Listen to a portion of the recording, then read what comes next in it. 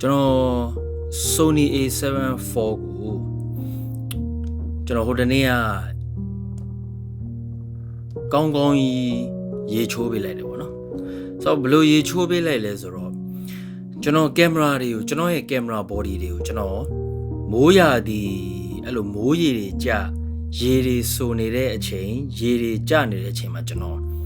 ရိုက်နေကြပေါ့နော်ဒါပေမဲ့ A7IV ကိုကျွန်တော်တခါမှရေထဲမှာတော့မဟုတ်ဘူးတင်မလားအဲ့လိုရေကူးကန်တွေရေကန်နေတော့မဟုတ်ဘူးအဲ့လိုမိုးတွေရွာနေတဲ့အချိန်မှာကျွန်တော်မရိုက်ဘူးဆိုတာနဲ့ကျွန်တော်ဟိုတနေ့က Hillary So ကို portrait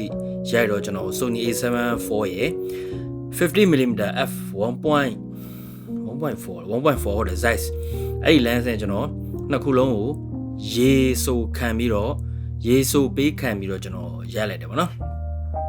So A7IV တော့လောလောဆယ်လက်ထက်မှာမရှိဘူးပေါ့နော်ကျွန်တော်ရဲ့ဟိုဘက်မှာကြံခဲ့တော့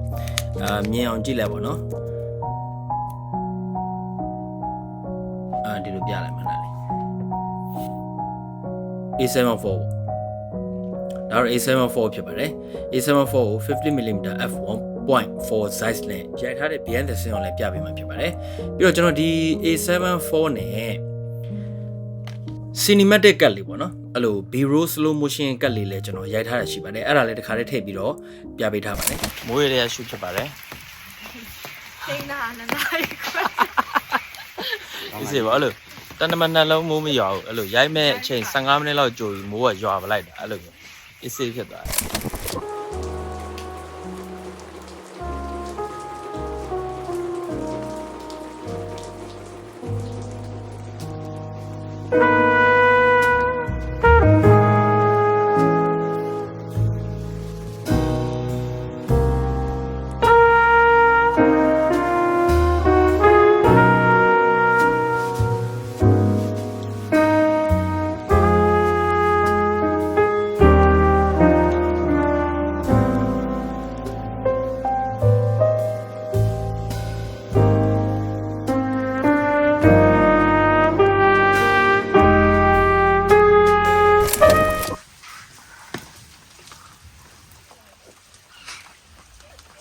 ဒီနေရာလေး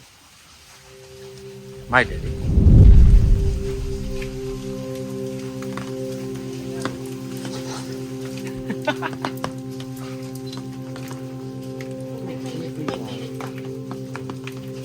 哇，你受不了！哇，你呀，你没有这个蛮鸡爪猪肉吗？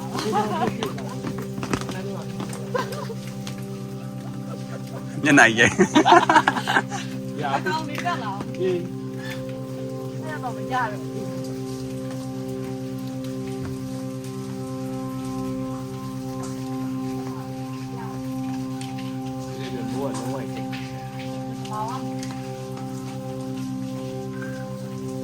အဲ့လိုအလွင့်နော်အလွင့်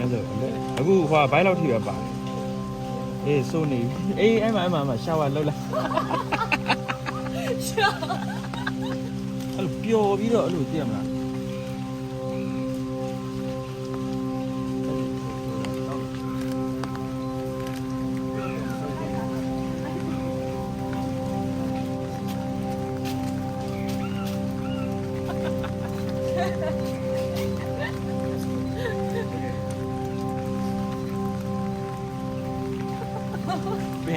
အပေးရည်ယူပြီးတော့သမီးတော့တောက်နှစ်ဖက်လုံးနောက်ချလာတယ်切好你家不鸟也နော်လေတော့တူကြည့်နေပါလားပုံဖိုင်နေ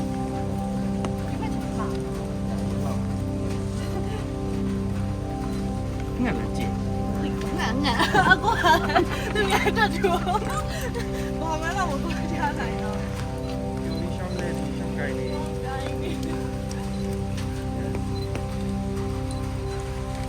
在哪呢去我呢အဝေးရဘိုးသားလေးရဒီကျွတ်တယ်မှာကြောက်တယ်ဒီမောင်ကောင်းတယ်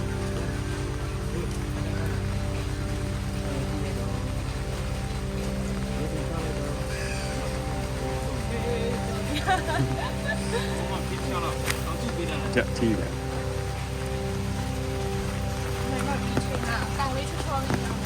Yeah, raw မှာကွာဒီမှာအခု slow motion video တွေရိုက်မှာရှောက်လို့မှာနော်။ဒီဖွင့်လာတော့ပိတ်ထားတော့အဲ့လိုမျိုးအဆောင်လုပ်လို့ရအခုကကိုတစ်ပိုင်းတစ်ပဲပါ bro တော့ဒီပြန်တက်လာ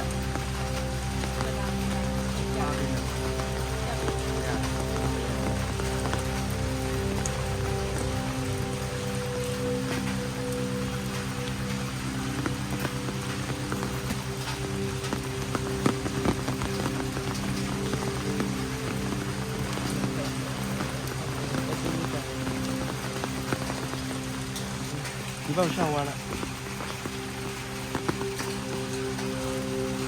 ကိုထားခဲ့တာထားခဲ့ပြီးရှောက်တယ်ဟုတ်တယ်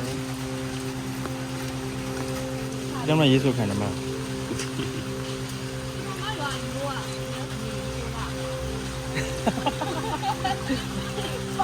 ဟုတ်တယ်ကြီးဟဲ့လိုမျိုးရေးမချိုးတာပါဘူးညာဒီတက်လိုက်အဲ့လိုပေါ်တန်းပြီးတက် yes ဒါပြင်တက်ထားတဲ့ပုံစံတော့နှစ်ဖက်နဲ့လို့ဒါပြင်တက်တယ်ကင်မရာကြည့်လိုက်တော့ 1 2 3 okay ဒီလိုဆမ်းမဲနေတော့လက်ချလိုက်တော့ဟုတ်တယ်1 2 3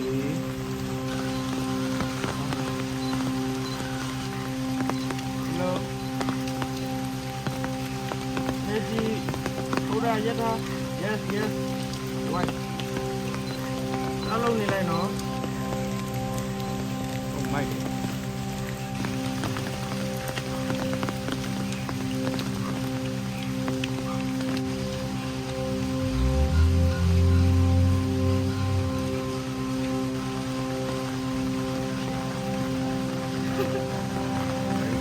chuyện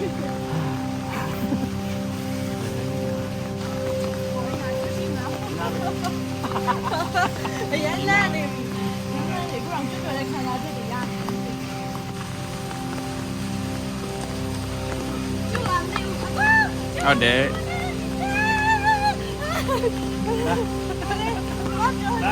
ညမြန်လိုက်တယ်ကျွတ်ကဟုတ်ပါ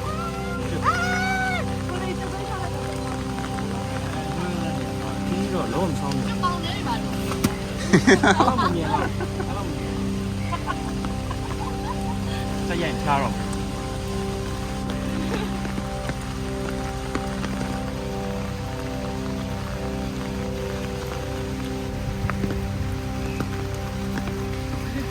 တော့ချင်ပြီးတော့ပါလေဒါမော်ဒယ်ရောဓာတ်ပုံဆရာရောမိုးရထဲမှာမိုးရချိုးပြီးတော့ဓာတ်ပုံရိုက်တာဖြစ်ပါလေအကုန်ဆိုပါသူလည်းဒီနေ့ social ကျွန်တော် social ဒီမှာကင်မရာလည်း social ပါနော်ကင်မရာတော့အဓိကတော့ဓာတ်ပုံလှဖို့ရည်ကြည့်ပါတယ်ကင်မရာတော့အဲ့လောက်မနှမျောပါနဲ့တော့မစိုးလို့ပါဘူး တော့မရည်ရွယ်ပဲရိုက်ဖြစ်သွား မကြီးရွယ်ပဲအစတော့နေတတာနဲ့ရိုက်ဖို့ပြီးအောက်ထုတ်တွေပဲပြင်ဆင်လာတယ်နော်အခုတော့မိုးရွာတော့လေဒါမိုးရွာတဲ့ vibe ပေါ့နော်အဲ့လိုမိုးရင်းမှာတော့မိုးဆိုတဲ့ shoot တစ်ခုလို့တော့ရိုက်တယ်နော် ဒီကဒီမတုံးခင် မကုန်ဘူးအဲ့တော့နောက်ထပ် Hillary နဲ့ shoot တွေထပ်ပြီးတော့လာပါမယ်拜拜ကန်ကြည့်ပေးပါ bye ဆိုတော့ဘေးနဲ့ဆင်းလဲကြည့်ပြီးပေါ့နော်ဆိုတော့ဒီကင်မရာကရေထဲမှာရိုက်လို့မဟုတ်ပါဘူးရေမိုးရွာနေချိန်ရိုက်လို့ရလားရပါတယ်weather sea တွေပါတယ်အဲ့လိုကျွန်တော်အရင်တော့လည်းလို့ A9 တို့ A7IV တို့ A7IV တို့တောင်မှရိုက်တယ်ပေါ့နော်အဲ့လိုမိုးရေထဲမှာဒါပေမဲ့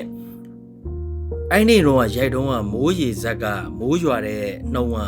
အဲ့လိုအရင်ကရိုက်တဲ့ shoot တွေတက်ပိုများတယ်လို့ကျွန်တော်ထင်တယ်ဗျာအဲ့လိုကင်မရာလေးဆိုရွှဲပြီးတော့အဲ့လိုမျိုးရေတွေကြီးပဲပြီးတော့ရေတော်ပြန်တော့ရတယ်ပြီးတော့ဟိုရိုက်ပြီးချင်းအဲ့လိုကင်မရာအိတ်ထဲမှာတစ်ခါတည်းမသိမ်းဘူးကျွန်တော်ဘာလုပ်လဲဆိုတော့ဒီတိုင်းပဲကင်မရာရဲ့အပြင်မှာထားထားတယ်ပြီးတော့သိမ်းတဲ့အချိန်ကျတော့လေကျွန်တော်ဟိုဆီလီကာဂျယ်တုပ်လေးတွေနဲ့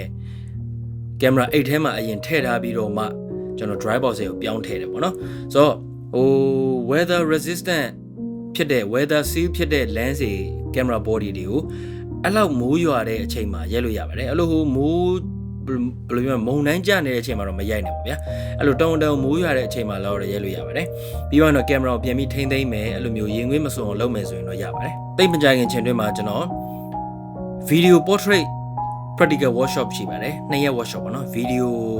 portrait တွေကိုဓာတ်ပုံမဟုတ်ဘဲနဲ့ video ရိုက်ပြီးတော့ဘယ်လိုမျိုး slow mo တွေရိုက်မလဲဘယ်လို movement တွေယူမလဲဘယ်လိုမျိုးcropping တွေ composition တွေလုပ်လဲပြီးတော့ဘယ်လိုမျိုး color change ပြီးတော့ဘယ်လိုတီးလုံးတွေထည့်လဲဆိုတော့ဟာတွေကိုကျွန်တော် workshop လုပ်ဖို့ရှိပါတယ်အဲ့ဒါတော့နောက်လထဲမှာဖြစ်ပါမယ်ပြီးတော့နောက်လထဲမှာပဲ workshop နောက်တစ်ခုရှိပါသေးတယ်အဲ့ဒါဘာလဲဆိုတော့မန္တလေးသို့မဟုတ်ရင်တောင်ကြီးကလောသို့မဟုတ်ရင်ဖအံပေါ့နော် portrait workshop ရှိပါတယ်ဆိုတော့အဲ့ portrait workshop နဲ့တော့ထူးကြတယ်ဗျကျွန်တော်အသေးစိတ်ပြန်ပြီးတော့ကြီးညာပေးပါမယ်ဆိုတော့ okay ပါအဲ့တော့ camera တွေကိုရေဒီလို weather resistant ဖြစ်တဲ့ camera တွေ lens တွေကိုဒီလောက်မိုးရွာအချိန်မှာရက်လို့ရပါတယ် camera ပစ္စည်းတွေကိုအရင်ကြီးမနှက်မျောပါနဲ့တေချာထိမ့်သိမ်းပြီးတော့ကျွန်းကျွန်းကျင်ကျင်သုံးမယ်ဆိုရင် camera ပစ္စည်းတွေကတော့မပြတ်ပါဘူးအဲ့ဒါပါပဲဆိုတော့ A7IV ကတော်တော်ကောင်းတဲ့ camera လို့ပြောလို့ရပါတယ်ဒီ 50mm နဲ့ခါတိုင်းဆိုဗျာကျွန်တော်တကူလုံး shot တွေရိုက်အဝေးတွေပါတယ်လူတကူလုံးတွေပါတယ်နည်းနည်းဝေးတဲ့ shot တွေဖြစ်သွားပြီဆိုရင်အရင်က camera body ဆိုရင် focus မပြတ်တာတော့ပါတော့အဲ့လိုဟို focus တော့ပြတ်နေတယ်ဟိုပြတ်နေတယ်ထင်ရတယ်ပြီးပြီးတော့ zoom ဆွဲကြည့်ချိန်မှာမပြတ်တာတော့ပါတော့ရှိတယ်ပေါ့နော်ဒါပေမဲ့ဒီ A7IV နဲ့ဒီ 1.4 size ကအဝေးမှာနေရာတော့မှ face tracking ကိုချိန်ထားပြီးတော့ focus ကလန်ထွက်နေအောင်ပြတ်တယ်လို့ပြောချင်ပါတယ်ဆိုတော့ဒါတော့ A7IV ရဲ့သူ့ရဲ့စွမ်းအားပေါ့နော်ဆိုတော့ဘာ sponsor မှလည်းမဟုတ်ပါဘူးကင်မရာလေးကောက်ကိုဝယ်ထားတာပါဆိုတော့အဲ့ဒါပါပဲနောက်ထပ်ဗီဒီယိုတွေမှာပြန်တွေ့ပါမယ်